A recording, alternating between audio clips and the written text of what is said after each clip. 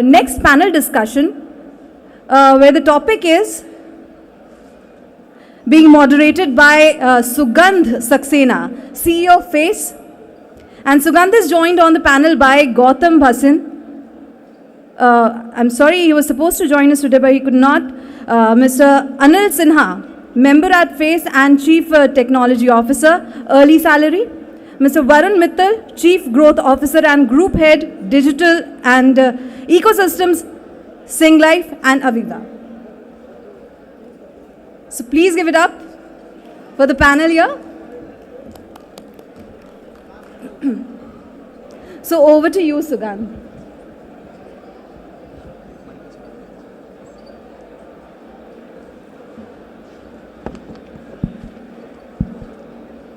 A very warm welcome to all of you to be part of this panel discussion. It's important for all of us.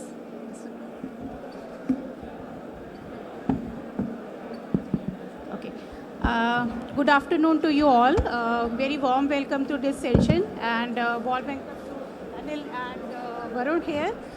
So we'll start the session. The name of the session is Harmonizing Policy, Usability and Economic Success.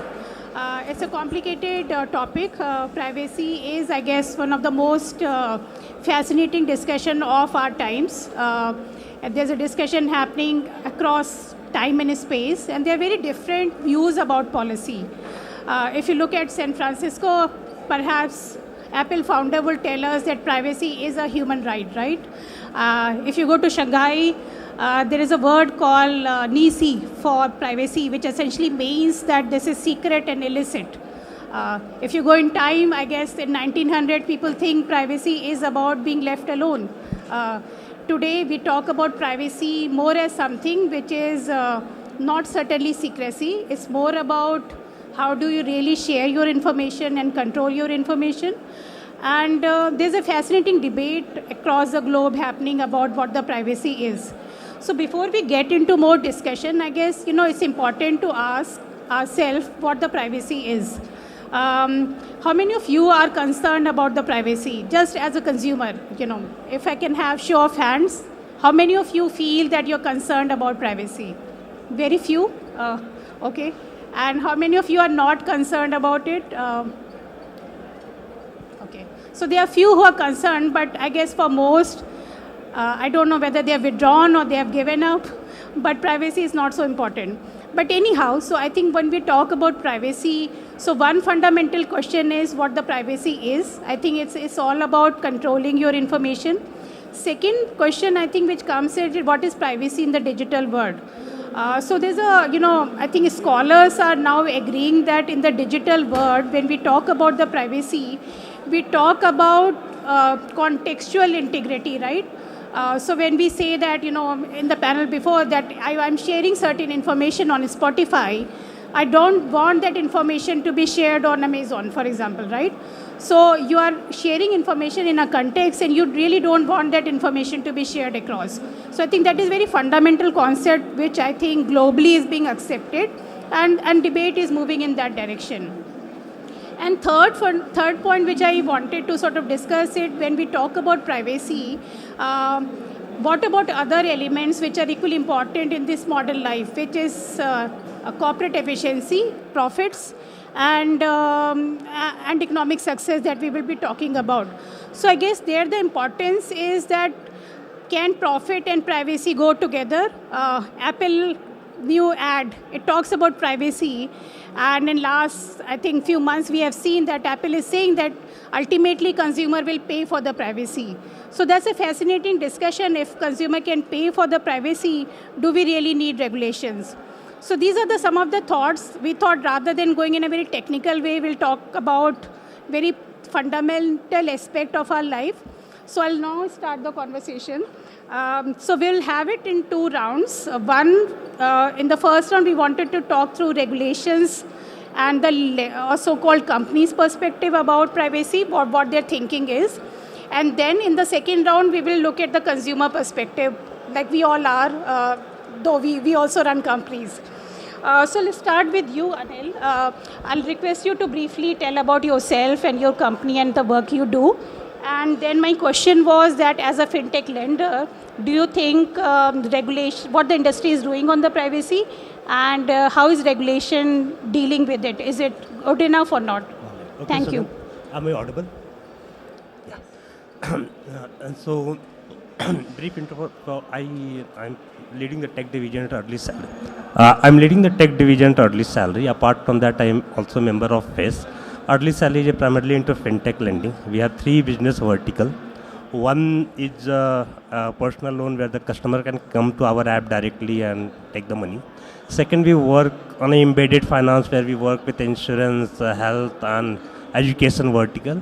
And third, we work with corporate directly on the HRMS platform where, employee can take money for the short term.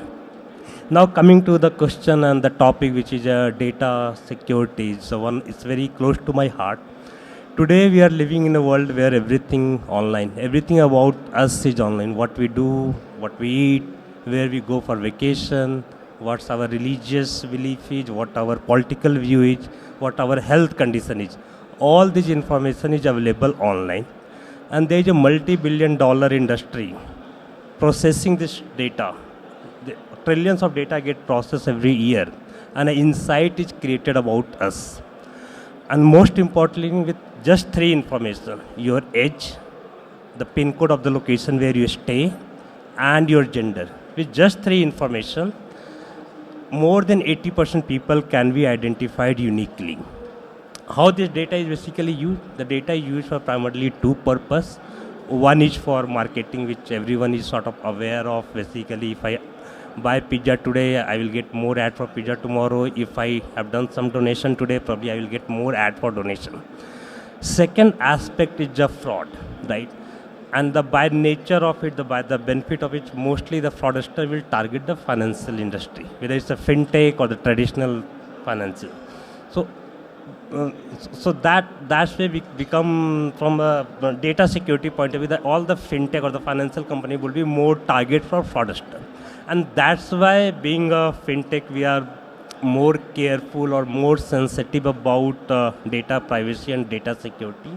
Also, there are many RBI regulations which help us ensure follow certain standard. And I am a person who is strongly bat for a stronger regulation. It's not that we do not have a regulation, but probably it's not good enough and it's not wide enough. So regulations are like brakes of your car. It's help you accelerate more. For example, let's talk about UPI. All of us do a UPI transaction, right? UPI is probably one of the biggest innovation in India in the fintech space. What if 1%, let's say, of the UPI transaction started becoming fraud? Let's say, Sugandh, you are transferring money to me and it went to someone else. Would you do the transaction again? Probably not, right? And no one will do that. The way it's growing up, probably all the entire industry can fall down. I'm not saying UPI has a fundamental problem. I'm not saying that. But the way the free floating data, the PII data is free floating across the board, can create a threat for our digital economy. So maybe today fraud is not a big concern. I think everything going okay. Whatever is happening in the industry is very suboptimal level. But if we could not control the data, we could not secure our data, in next decade, it may become one of the biggest challenge. The next decade will decide whether India will be a top digital economy of the world or we will go back to 1990s. And that data security is one of the key pillars in it. Thank you, Anil. I think that's a very honest observation, because I think we get too enthusiastic about a lot of things which are happening, but I think we cannot shy away about the risks which are now on our face. They are so obvious. I'll come to Varun, to you, and he comes from a very large global perspective. I'll request you to introduce yourself and about your company. And my question to you was to help us understand some of the global perspective. How are different economies dealing with data issues, and where do you see India fitting into that conversation? Thank you. Thank you. I run digital for world's largest life insurer, digital life insurer. It's $3 billion life insurance company, digital life insurance company based out of Singapore. And I interact with a lot of global players and global counterparts from that perspective. And the global lens for privacy, as you mentioned earlier, is very different in different parts of the world. There is a European lens where the consumer is supreme. They will create laws which they would not know how to fully execute and implement, because every organization in some shape or form would be violating GDPR in some way. Because the extreme end of GDPR is you can call your bank and say, I want you to delete all data you have about me. And that's the one extreme you can go. I had a friend who actually ordered Barclays, says, send me all my transaction history and all my activity history. He received 400-page document. So that's the European level. The American level is another aspect there. You have some privacy, but there is a price at which you can breach and you can get away with it. Whether it's Equifax, Experian, a lot of these big players had all those breaches, and there is a structured process that this is the fine and you're fine with the fine. That's a lot more American structure. The Chinese structure historically was that the private enterprises would be able to build their own walled gardens. And over the last 2 years, the government has imposed a lot of strong governance around it. So the Chinese model is let the innovation thrive. Once it reaches a certain level, then we will come with the right structures and frameworks. Because if you come too early, what will happen is the cost of compliance will kill all your young small players, and the larger players of yours and the larger global players will be the one left. You will destroy your first gen, second gen companies. So from that perspective, which is why if you see, other than the Americans, Europeans, the largest global companies from data, whether it's Tencent, Alibaba, from China, and now TikTok, the whole ByteDance group is from China. That does not happen. So when we look at Indian context, we have a lot of different, there is no unified Indian view to privacy. RBI has one view. IRDAI has another view. The Technology Ministry has another view. The Telecom Ministry has another view. So the biggest challenge with the Indian view is that there is no unified Indian view. And which is why when you are building a solution which will most likely cross boundaries of different ministries, then where would you land? RBI says you need data localization, but the telecom ministry has not said it. So telecom servers, a part of telecom servers can be overseas. So the biggest challenge, if I look at other markets, most of the other markets have, I would say, at least at their country level, they have harmonization on what does it mean and what do we want as a country for that specific jurisdiction. The lack of harmonization between the different subsectors is the one which is the biggest pain point for somebody who is building for India or building in India. Yeah, certainly there's a lot of patchwork which we see when it comes to data protection. I guess even in US, there are, different levels. So for example, health data can be very, very sensitive and cannot be traded so easily. But a lot of personal information, financial data, there's a different framework. And of course, federal and state level issues are there. But, I'll just ask a follow-up question on that particular topic that, in a very specific term, this patchwork of regulation, does it give a leeway, or do you think it's really impacting the industry much more negatively than positively? It's a very daredevil structure. So someday, there was this joke I read that one of the FinTech founders said, "Sarkar thappad se dar nahi lagta, RBI ke circular se dar lagta hai." So when you are operating and building environment in which the biggest thing you are worried about is one more circular from one more department and you don't know what will hit you at 8 p.m. in the night. So building under fear is good and bad. One, you want to run fast ahead that you at least cross the scale threshold that you can afford to survive a circular. But that fear comes with a different cost as well, that you try to look at what are the other ways to survive the fear. Absolutely. I think something which I think all of you must have faced in recent times, that sort of shifting regulation or shifting interpretation of regulation is most damaging for the industry, because then you can't even plan 3 months or 6 months ahead. Even though it's a very fast moving industry, there's some certainty and stability which we expect, and data itself is not immune to that, I would say, whimsical reaction, because sometimes when something happens we react. So I was supposed to have another colleague, but he's not coming, so I'm just splitting that question in between the two. So what is the solution, when we talk about, data privacy issue, we saw what are the challenges. So do you think, I'm asking you because you come from the FACE community, self-regulation in some way can be path for the fintech industry, or I'll narrow it for the fintech lending industry in terms of, because we have seen cases where the photographs of the customers being morphed and used for recovery practices, which could be very damaging, not just for the customer, but even for lenders, because it undermines the customer trust in the digital lending. So do you think as the industry is mature enough to follow self-regulation? Do you see value in that?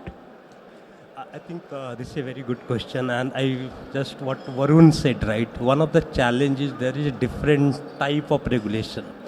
And when we talk about the financial ecosystem problem, right, it's not that the data leakage from a fintech will create a problem. Problem is that even if you're shopping in, let's say, any e-commerce platform or dining out somewhere, all your data is your personal data. It's just three information: your PIN code, your age, and your gender. With three information, 80% people can be identified uniquely.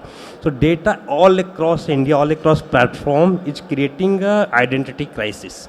So we need to solve for that. But having said that, obviously that requires a much bigger determination and much stronger regulator support. But being a fintech, like I said, fintech or any financial institution is a target for fraud, right? It's become our duty, and we take it our responsibility, what best we can do, and we go beyond what is prescribed in certain circular. And that's why we work with the various different players. Even as a part of FES initiative, we have started couple of initiatives where, the fintech player can collaborate themselves and create a ecosystem which can help prevent fraud, help detect fraud. So basically, most of the time what happens in case of a digital ecosystem, when the fraudster will do a fraud, it will try to attack from various different players at the same time. If we have a real-time mechanism to, learn from each other learning, it will just discourage the fraud behavior. If we discourage one person today, probably we can discourage 10 fraudsters. But if one fraudster is able to successfully do fraud, it will encourage 10 more. So we are here building a digital ecosystem for India. And obviously we have to do whatever possible as a part of a FACE or as a part of a digital Indian community to, put a cap on it.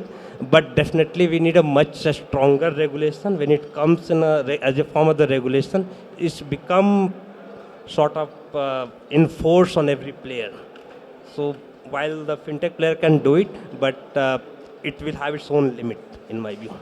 But we also see, at least, we can share the experience of FACE members, that customer is also evolving very fast, So if some of the large players decide and they say that I will not take access to your galleries, or I will not take access to your contact, that itself create a very strong market signal for other players, and customer, demand those kind of things, So I think from that perspective, I think, till regulation comes, as we expect, self-regulation can be a very powerful tool to drive market in the short term, because if we wait too long, there could be disaster coming our way.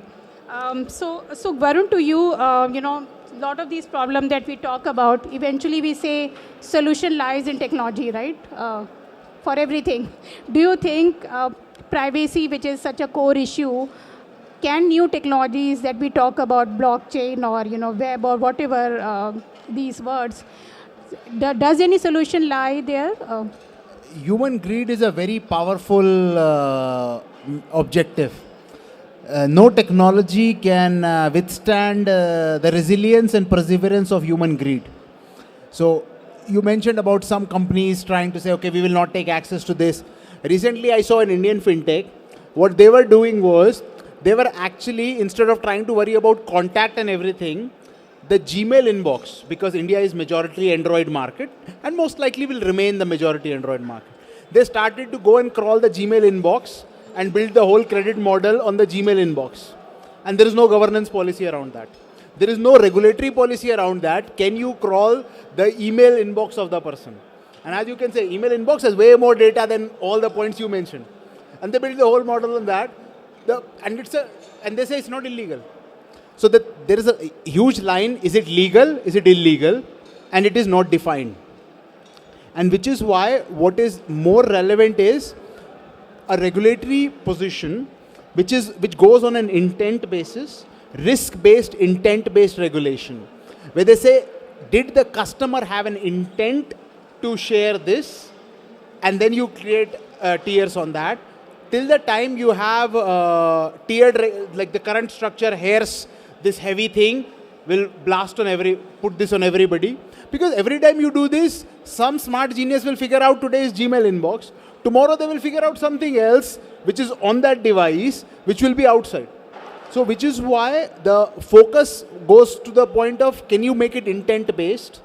And then also to ensure that the smaller players are not disadvantaged. I'll give you an example. When Singapore had the similar problem, they created a simple model that there is a national login system.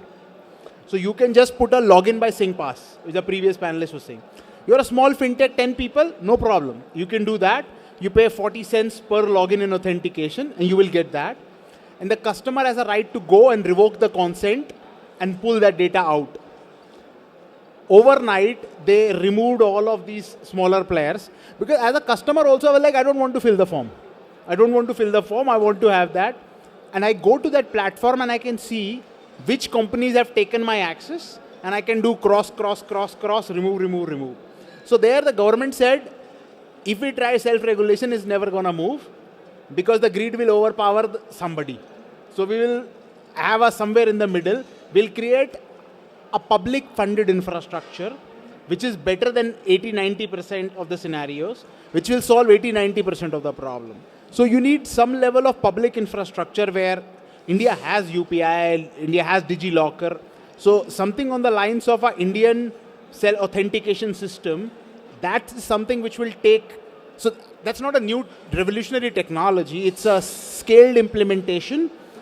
The way Aadhaar solved payments, a national ID will solve a lot of national login system, or 2.0 based, is something which will take down a lot of these pains.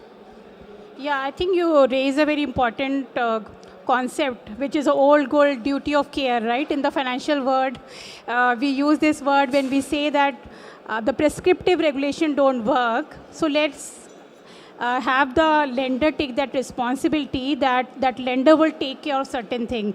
So it's more of an outcome-based regulation where you say that just telling the customer that, these are the pricing, these are the interest rate, these are the disclosure is not important.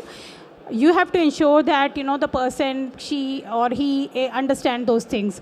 And I think there's some very interesting example. I think UK is moving in that direction. South Africa has recently updated their, unsecured lending regulation where, because, as he said, one would always find something in between legal and illegal. And unless there is always big brother watching, this might not help. So let's see how the conversation moves.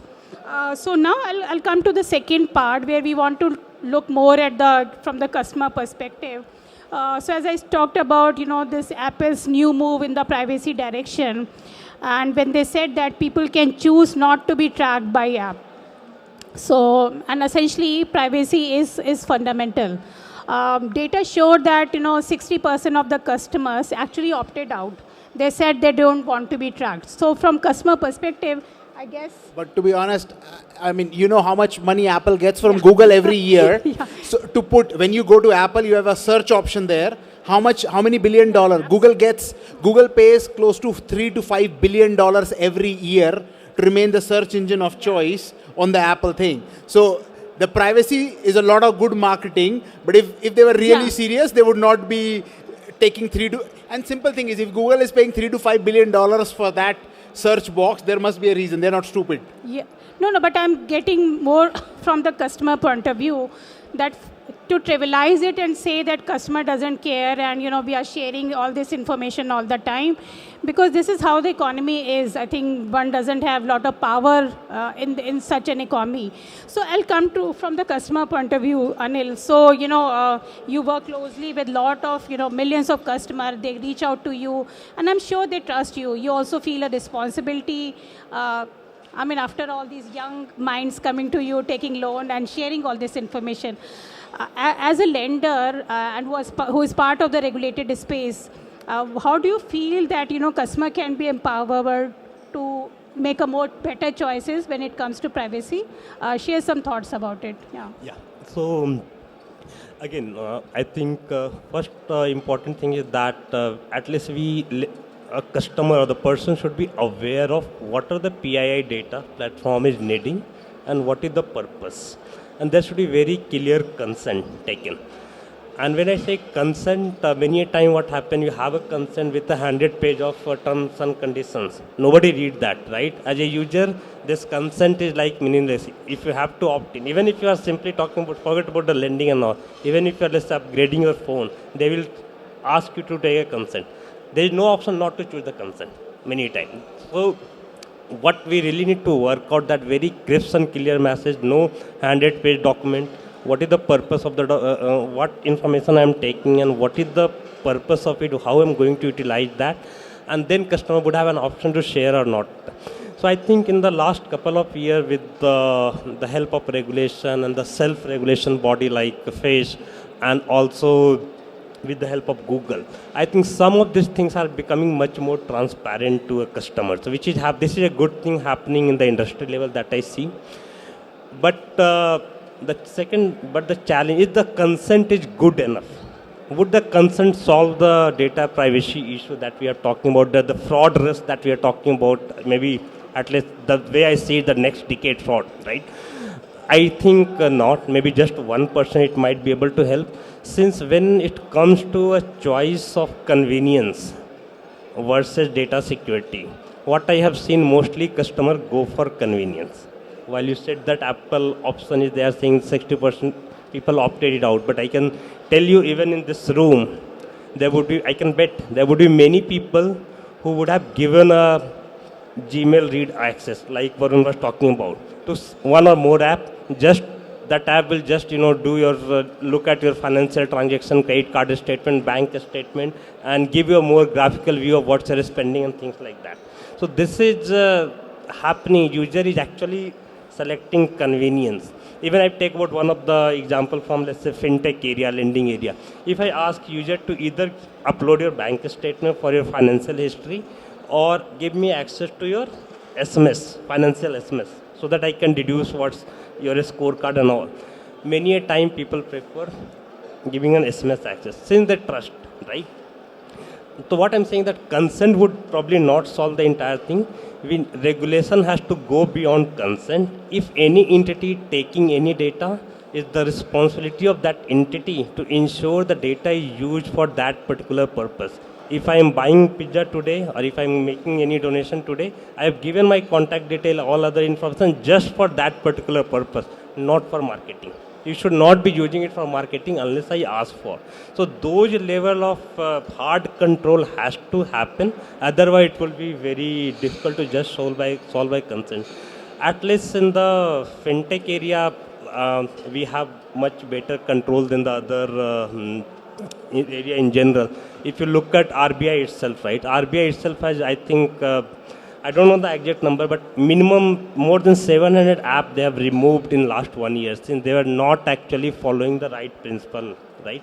So this is what we need, probably more like some of this thing should happen in a more frequently, and the rule has to be more tightened financial industry as well as all ecosystem.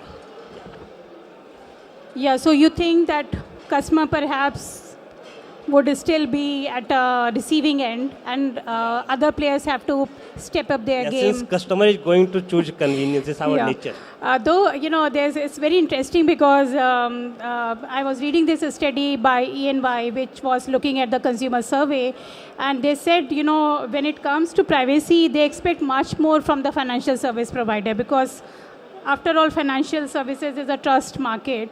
And second thing was that people tend to give away information if they think they are getting something in return. So mentally, people are ready to trade off if there's something in return. So I guess somehow some behavioral incentivization could be a way forward. Varun, back to you. And we talked about this in length, that privacy comes with a cost, right? Both for consumer and certainly for the companies at a very, very high cost. So for a price-sensitive country like India, and we are talking about data being, so much important, and we are still very data-starved, right? A lot of these AI models, machine learning models need huge amount of data to learn and be useful for the commercial purposes. I mean, China is so far ahead in the game only because people have a lot of access to data and the consumers are generating so much data. So in that context, do you think this privacy debate that we are having right now, we are talking cakes for the bread? For example, I mean, we have so many other things to be doing than talking about privacy. What is your take on that? I'll give a context from last night. Netflix announces that they will start selling your customer data and start showing ads in the app, and the stock price jumps. So here's a company which was never selling ads, which was not giving your data away, compared to an Amazon or a Google YouTube video. Netflix was not doing. The moment they say we will start doing it, their stock price goes up. And the reason why they were doing it, they said, we tried to be holier than thou, we will never give your data to anybody and everything. And they figured out that there are enough people who will say, give my data, give it to me cheap. So the premise is this, right? If there is enough market for people who are saying, I'd rather give up my data and I'm okay, and this is a trade-off for me.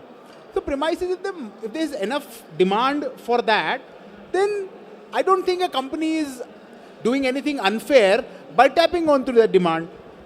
So, which is where it's not a question of A or B, or a privacy question. Those people who are saying, because you see, there are a lot of apps today where you see, okay, upgrade to a paid tier and you will not have ads. So if you have all of these music streaming apps like Gaana, Savan, all of them say, upgrade to this paid tier. You will find that 80% of their customers are on free tier. More than 80%, maybe 90% of their customers are on free tier. So that gives you a very simple answer. They tried to say, okay, no ads, 90% customer did not take it. They are willing to have the inconvenience of an ad coming in the middle of music. They are willing to see the pop-up. And that's the market telling you that this is the answer. So I give you simple, whatever is the number of customers who paid for ad-free subscription. Okay, how many of you have bought a paid subscription of YouTube to not see ads? Anyone in this room? 1, 2, 3, 4, 5, 6, 7. You see how much majority? That is the number of people who are willing to pay for privacy. Yeah, but then Cambridge Analytica also happens. So I think there are larger questions beyond market and profit. Just I like to we'll add park one them point for the on that. next time. I think YouTube ad is okay in that sense. Your personal information is not getting the key personal information that is not getting exposed, so that it can become a identity theft in the future. So we need to find a balance between the industry, what the data can be shared and what cannot be shared. Yeah. Absolutely. But all I'm saying is there are enough scenarios where even, like, I'll give you an example. There are gaming apps in India today which will say, except for receiving this, and you will receive this many tokens to play in this game. Or in your football, the cricket league, where you make your own teams, where if you allow us to showcase our brand offers to you, you will get 2 more players to play. So it's the same thing. There are enough customers who are willing to trade that, and I gave you data points and live demo to show you that enough people in India And a lot of other markets. India is not an outlier from that perspective. If you see, nobody pays for WeChat. WeChat is a free app. It's the largest messenger in China. 600, 700, 800 people, million people. Nobody pays for it. TikTok, nobody pays for it. And the people have acknowledged that they will do it. So all I'm saying is there is enough market of people, irrespective of context, who are willing to do this trade. What regulators need to ensure is that people who are willingly doing this trade is okay. But if there are people who are being forced into that trade illegally or surreptitiously, that should be stopped. But those who are willing sellers, let the willing buyers buy it. So that's a very capitalist view. But anyway, we have 3 minutes left. Any audience question, will like to take them.